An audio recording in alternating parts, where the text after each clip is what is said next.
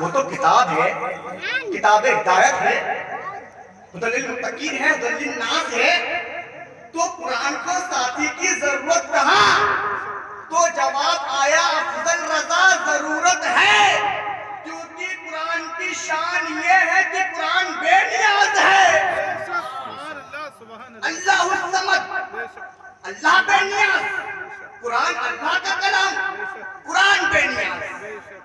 آپ قرآن کا غلط ترجمہ کرو، قرآن آپ کو روکے گا نہیں، آپ کی زبان میں تالا نہیں لگائے گا، آپ کے قلم کو پکڑے گا نہیں۔ تو آج آپ دیکھیں، آج مارکیٹ کے اندر نہ جانے بے شمار ترجمے آگے قرآن کے غلط لوگوں نے اپنے حساب سے ترجمے کیے، اپنے حساب سے ترجمے کیے۔ تو میاں اب قرآن کو ساتھی کی ضرورت ہے، اس لیے کہ تاکہ کوئی قرآن کا ترجمہ غلط کرے، قرآن کے بارے میں الٹا سیدھا کہے، تو قرآن خاموش رہے، ساتھی بول کے۔ تو میاں خاموش قرآن کے ساتھ کچھ بولتے ہوئے قرآن بھی ہو، کچھ بولتے ہوئے قرآن ہو۔ تو اب جو سب سے بہترین جماعت تھی اس کو قرآن کا ساتھی بنانا تھا، اور الحمدللہ ہم سنیوں کے نزدیک سب سے بہترین جماعت جماعت صحابہ ہے۔ بے شک اس سے بہتر جماعت اور کوئی ہے نہیں۔ تو میاں جماعت صحابہ کو قرآن کا ساتھی بنایا جا سکتا تھا۔ ارے میاں کون صحابہ؟ ارے وہ صحابہ جو حضور پر تن من دھن لٹانے والی جماعت صحابہ سے بہتر کوئی جماعت نہیں۔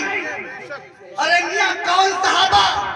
ارے وہ صحابہ جن کے بارے میں رب نے ارشاد فرمایا وعد اللہ الحسنہ، کہ اللہ تعالیٰ نے کلو وعد اللہ الحسنہ کہہ کر تمام صحابہ کو جنتی بتایا، مگر قرآن کا ساتھی نہیں بنایا۔ ارے میاں کون صحابہ؟ ارے وہ صحابہ جو دشت دریا بھی نہ چھوڑے، وہ صحابہ جو بحر ظلمات میں دوڑا دیے گھوڑے جتنے۔ ارے میاں کون صحابہ؟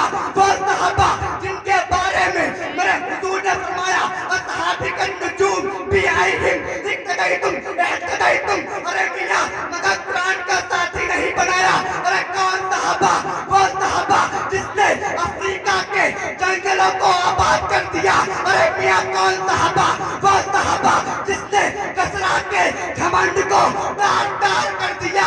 اتنی بہترین جماعت صحابہ، مگر میرے مصطفیٰ نے صحابہ کو قرآن کا ساتھی نہیں بنایا۔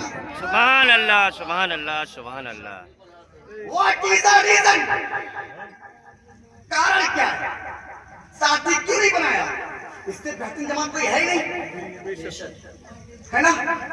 تو حضور کو جو قرآن کا ساتھی بنانا تھا وہ صحابہ کو بنانا چاہیے تھا، مگر صحابہ کو بنایا نہیں، اہل بیت کو بنایا۔ ارے میاں کیوں نہیں بنایا؟ وجہ کیا ہے؟ کارن کیا ہے؟ تو سمجھو پہلے صحابی کہتے ہیں۔ Who is صحابی؟ What is صحابی؟ Definition of صحابی تو دو شبدوں میں سمجھیں۔ صحابی اس کو کہتے ہیں جس نے اپنی ماتھے کی نگاہوں سے حضور کا دیدار کیا ہو اور ایمان کے ساتھ اس دنیا سے گیا ہو، یعنی دیدار مصطفیٰ موت علی ایمان۔ جو یہ دو کوالٹی جس کے اندر پائی جائیں گی وہ صحابی ہے، وہ صحابی ہے۔